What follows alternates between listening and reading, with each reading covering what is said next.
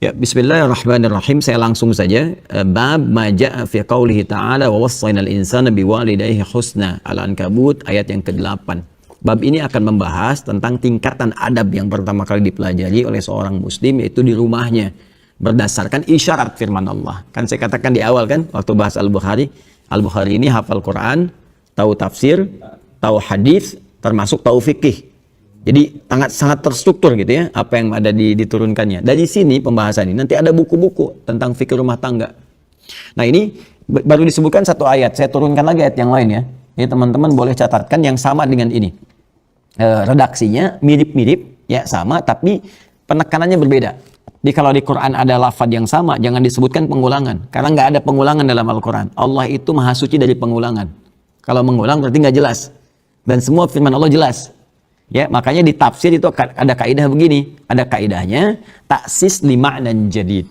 Ini untuk menunjukkan pondasi pada makna yang baru yang tidak sama dengan sebelumnya. Itulah mukjizat Al-Qur'an. Ya, di Ar-Rahman kan diulang tuh, ya. Kalau kita dari segi lafaz kan kita sebutkan diulang, padahal bukan pengulangan. Fa bi ayyi ala'i rabbikuma tukadziban, fa bi ayyi ala'i rabbikuma tukadziban, fa bi ayyi ala, terus itu fa bi ayyi ala yang pertama beda dengan yang kedua, kedua beda dengan yang ketiga, ketiga beda dengan yang keempat, lain-lain itu maknanya. Oh kalau kita ngaji tuh, oh kita kata ya Allahumma sholli ala sayyidina, ya Allah, benar nih firman Allah ini, nggak bisa manusia bikin begini. Beda, satu kedua lain maknanya. Itu pondasinya lain gitu. Di Al-Baqarah aja ya Bani Israil adzkuru, kan itu kan 3 kali. Ya Bani Israil adzkuru ni'mati allati an'amtu 'alaikum wa aufu, kan yang 40. Yang 47 wa anni fadaltukum 'alal 'alamin. 122 wa anni fadaltukum 'alal 'alamin. Kan? Itu antara 1, 2, ketiga lain-lain maknanya.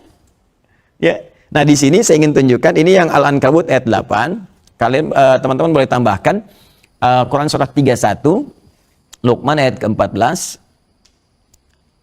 Kemudian satu lagi Quran surah 46 ayat 15 yang kemarin. Ya. Nanti itu berurutan tuh, berurutan ya. Quran surah ke-29 ayat 8. Kalau yang ini kaidah dasar. Nanti yang di Luqman Quran surah ke-31 ayat 14 itu nanti terkait dengan masa penyapihan, ya, kehamilan dengan penyapihan. Kemudian yang Quran surah ke-46 ayat ke-15 terkait sampai masa usia 40 tahun dan harus menyiapkan amalan spesifik untuk dibawa pulang yang jadi kebanggaan gitu, sampai dengan doa dan menyiapkan keturunan. Ya. Nah ini mari kita lihat turunannya ya.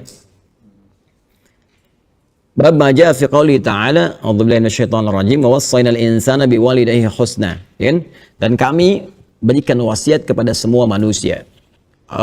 Kita kembalikan dulu ke Quran surah ke-29 ayat 8. Ya, supaya saya bisa jelaskan dulu bagaimana kedalaman diksi Al-Quran di sini.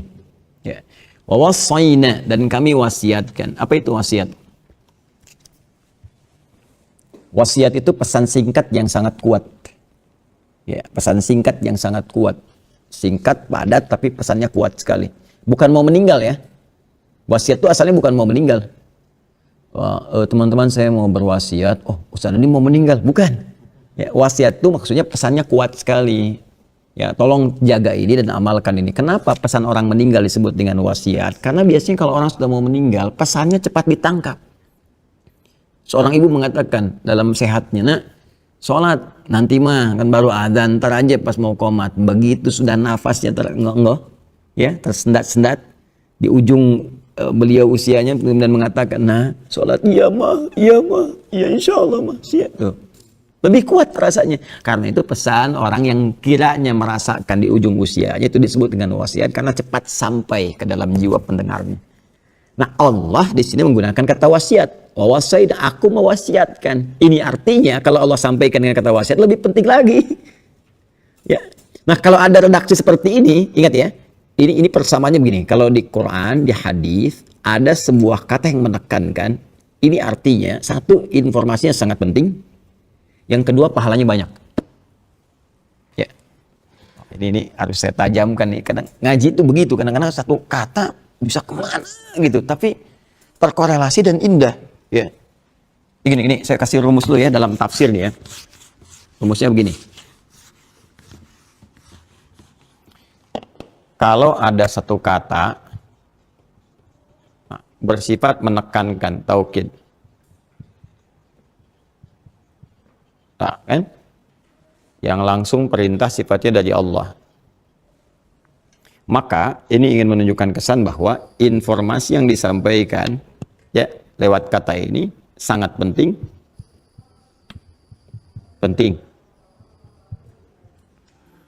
Karena sangat penting, maka konsekuensinya pahalanya banyak, besar. Nah. Karena pahalanya banyak, maka pengaruhnya adalah satu, bisa mempercepat terkabulnya doa.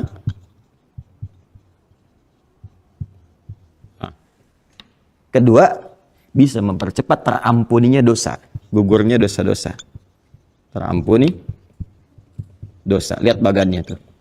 Sini, sini, sini, sini. Yang menggunakan kata penguat tuh banyak. Ya, yang menekankan itu. Ada yang pakai inna misalnya. Inna tuh, ya. Kalau innanya begini, itu baru hurufnya. Kalau sudah pakai tambah nahnu tuh bisa disingkat jadi na panjang begini. Ya, inna pendek begini ditambah dengan na, gini disatukan menjadi gini. Inna gini. Ya. Na-nya ini berfungsi menunjukkan keagungan Allah. Ya, sekaligus pentingnya informasi yang disampaikan. Saking pentingnya Allah menyampaikan dengan keagungannya. Kalau ada yang begini, pakai inna begini, ini berlaku hukum ini. Contoh di Ramadan, Quran surah 97. Inna anzalnahu fi Lailatul Qadar. Pakai inna, berarti infonya sangat penting. Pahalanya banyak. Berapa pahala di malam Al-Qadar? Lailatul Qadri khairum min alfi syahr. Sekarang saya tanya, kalau di malam Al-Qadar berdoa terkabul tidak? Terkabul. Dosa diampuni enggak? Masuk kan prakteknya kan? Nah, sekarang kalimatnya langsung menggunakan kata, diksinya bukan huruf lagi. Wa wassayna. Wasi pakai na lagi di ujungnya. Ya, wa wassayna. Wassayna. Wassa aja ini udah mewasiatkan. Wassa, yuwassi, ya kan? Atau ausa, yusi, wassa, yuwassi. Ada ausa, yusi, ada wassa, yuwassi. Ya, pakai na lagi. Nih, untuk menunjukkan keagungan. Wassa saja udah menunjukkan makna yang sangat penting. Kalimat yang singkat, padat, tapi sangat penting. Seakan ingin mengatakan begini. Nah, saya terjemahkan dari nak dulu. Demi keagunganku, kata Allah. Ya, aku berikan info yang sangat penting kepada kalian. Aku tekankan ini. Ya, fokus baik-baik gitu. Nah, itu, seperti itu kurang lebih ya gambarannya. Kemudian, al-insana. Manusia. Di terjemahan disebutkan manusia. Manusia itu disebut dengan 5 nama di Al-Quran. Ada bashar, 35 kali disebutkan di Quran. Ada ins, ya dipasangkan dengan jin, ya ma'syaral jinni wal ins, 18 kali disebutkan di Quran. Ada nas, ya 241 kali disebutkan dalam Al-Quran. Qul a'udzu birabbin nas. Ada bani Adam, ya bani Adam khudzu zinatakum inda kulli masjid, 7 kali disebutkan dalam Al-Quran. Ada insan, 65 kali disebutkan dalam Al-Quran. Dahsyatnya Al-Quran. Kalau kita lihat di terjemahan, semua terjemahannya sama manusia. Tapi lafadznya berbeda. Dan ini menunjuk pada penekanan yang tidak sama. Kalau disebutkan bashar, ingin menunjuk tampilan fisik yang bagus, halus, sekaligus ada punya potensi nafsu. Jadi kalau kita mau belajar memanage nafsu, cari kata bashar di Quran, pelajari itu. Ins, untuk menunjuk sifat kelembutan dan harmoni manusia. Yang beda dengan jin. Ya, kalau jin itu tersembunyi, kemudian cenderung kasar, makanya jin tuh tampilannya kasar. Ya, nggak ada orang kemasukan jin jadi ramah misalnya. Permisi Ustaz, ingin ikut taklim, sedang kemasukan jin, mustahil. Ya, pasti dia meracau, mengacau dan sebagainya. Bedanya manusia lawannya ins, lembut, nampak. Ya, jadi kalau ada manusia itu mohon maaf, ya senang bersembunyi, itu berarti sedang keluar dari fitrahnya. Sedang punya masalah. Sama dengan jin yang melakukan penampakan, itu jin galau itu. Jin punya masalah. Terlebih kalau manusia cari-cari penampakan jin, itu yang kacau. Ya, jadi manusia itu gampang kalau keluar dari fitnah itu punya masalah. Manusia itu harus tampak, datang tampak. Jadi kalau lihat orang langsung kita lari sembunyi itu punya masalah. Ya, yang kedua halus. Nah, ini diharmoni. Jadi kalau ada orang kasar, lisannya kasar, ya perilakunya kasar, berarti ada yang salah. Boleh jadi pengaruh lingkungan kata Nabi yang keliru. Itu ngaji gitu tuh enak tuh. Nah, sifat sosial yang menandakan bahwa kita nggak bisa hidup sendiri, gitu kan? Kemudian Bani Adam, genetik kita tersambung ke Adam untuk menentukan satu terkait dengan warisan. Ya, kemudian 2 mahram. Ya, bagaimana jalur itu bisa digali, turunkan. Insan terkait dengan totalitas aktivitasnya dari bangun tidur sampai dengan tidur lagi. Ya, dalam kita beraktivitas. Jadi kalau disebutkan insan itu menunjuk semua aktivitas kita. Kalau pakai al berarti menunjuk semua manusia yang beraktivitas.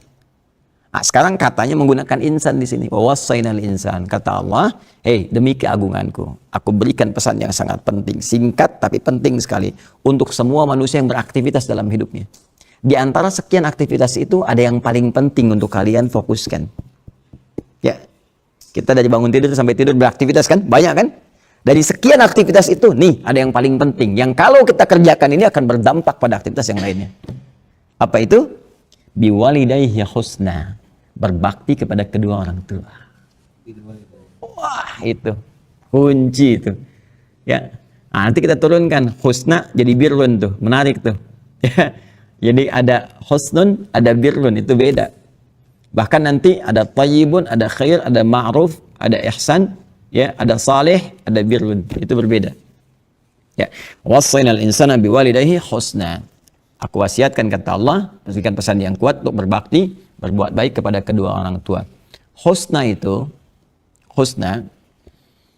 masdar, sifat dari kata hasuna yahsunu husnan wa hasanan.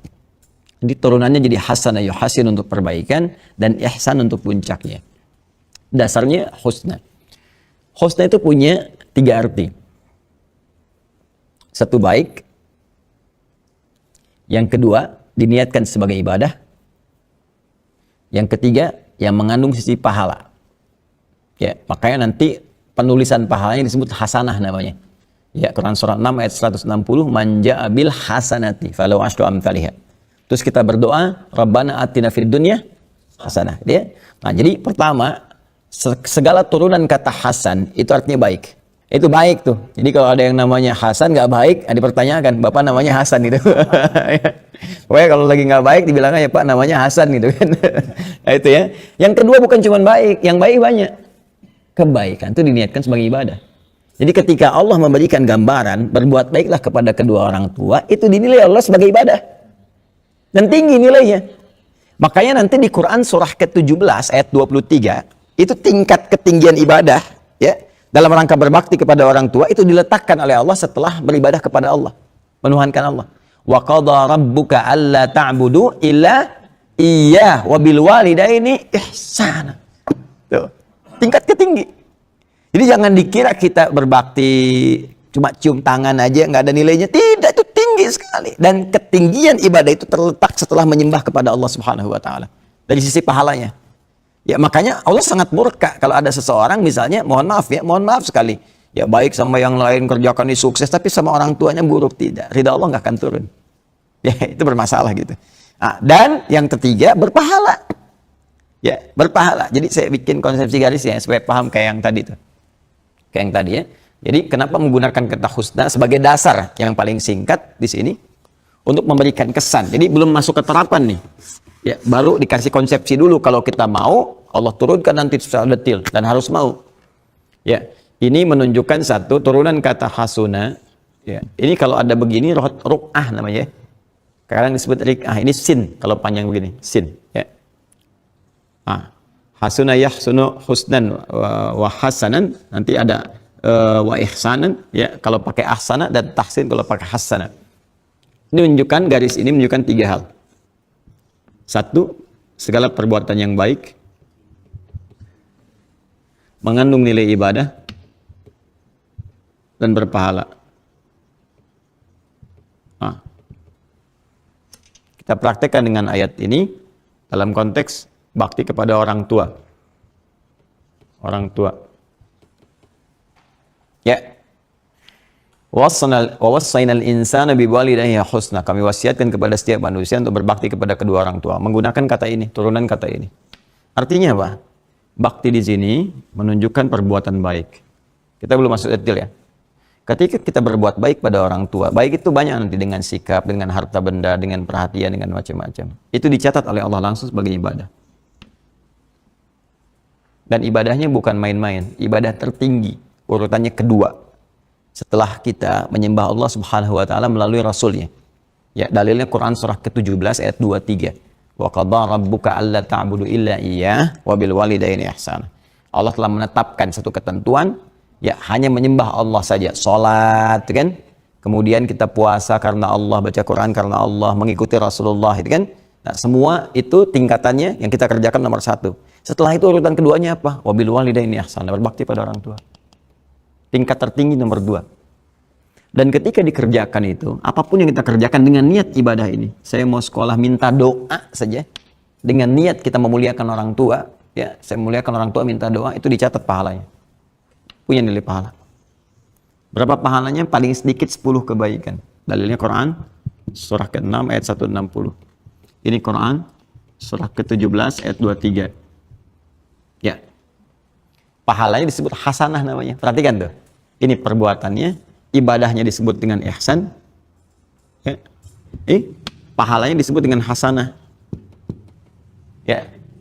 Bu Hasanah, ibu yang mendulang pahala dalam aktivitasnya gitu ya. Ini ya. Man jaa bil hasanati, siapa yang melakukan satu kebaikan yang punya nilai pahala, falahu asyru amsalihha, kami balas dengan 10 kali lipat. Jadi kalau kita melakukan sekali aja, assalamualaikum ma, insyaallah mama sehat selalu ya, dicatat langsung 10 kebaikan. Wah, itu kalau nyari pahala itu banyak sebetulnya peluangnya. Dan ibu, bapak itu luar biasa. Assalamualaikum Pak, semoga sehat-sehat, minta doa ya. Kita padahal yang minta doa, tapi kita diberi pahala. Ya. Apalagi misalnya kita support, kita berikan kasih sayang, ya. Kemudian misalnya kalau orang tua masih hidup, datangi, silaturahim, walaupun cuma bawa buah-buahan, senangkan hatinya, ya kita mengelus dalam kebaikan, oh itu pahalanya banyak sekali. Ya, nanti kalau sudah nggak ada pun, masih ada lagi. Masih ada tuntunannya. Ya, saya misalnya ayah sudah nggak ada gitu kan, masih ada caranya. Bahkan hadisnya detail sekali. Nanti kita tunjukkan. Kalau ada peluang harta bisa pakai harta, kalau ada peluang ilmu bisa pakai ilmu, kalau ada tenaga pun bisa diarahkan, yang diharapkan pahalanya untuk orang tua yang telah meninggal. Bisa. Niatkan. Minimal doa. Minimal doa. Makanya kan kita punya doa kan, Rabbighfirli waliwalidayya warhamhuma kama rabbayani. Ya, kalau orang meninggal kita katakan apa? Almarhum kan? Warhamhuma. Ya, baik hidup ataupun telah meninggal. Makanya ketika meninggal kan Allahumma ighfir lahu warhamhu. Jelas ya? Nah, ini teman-teman sekalian. Nah, ini gambaran yang sangat indah dan dalilnya sangat luar biasa. Nah, nanti apa dampaknya kita berbuat baik pada orang tua itu dalam kehidupan kita sebagai implementasi dari adab tadi. Ya. Jadi adabnya dipakai tuh. Ini jism, fisikal, akal intelektual, ruh spiritual. Pakai jism apa? Makanan, pakaian. Orang tua masih ada, kita mampu misalnya kan kirimkan. Nelpon pulsa kirimin, jangan orang tua yang cari pulsa sendiri buat nelpon kita. Itu jism tuh, fisikal. Akal intelektual, kita belajar sampai pintar, ya supaya dengan kepintaran itu ibu kita terangkat, ayah kita terangkat, minimal orang tua tanya kita bisa jawab, ya. Kemudian rohiyah apa? Spiritual, ya imami dalam sholat. Buktikan kita belajar dengan baik, jadi imam. Kemudian bawa mereka untuk umrah, untuk haji dan sebagainya, semampu kita dan sebagainya. Support kebutuhan spiritualnya. Itu adab, itu praktikalnya. Kadang orang hanya berhenti di kalimat adab, tapi ini 3 dipakai. Turunan ini. Penting kita ngaji sampai ke detail ini supaya paham apa yang harus kita lakukan. Ya, dan ini ketika dilakukan punya nilai di sisi Allah. Tadi turunannya.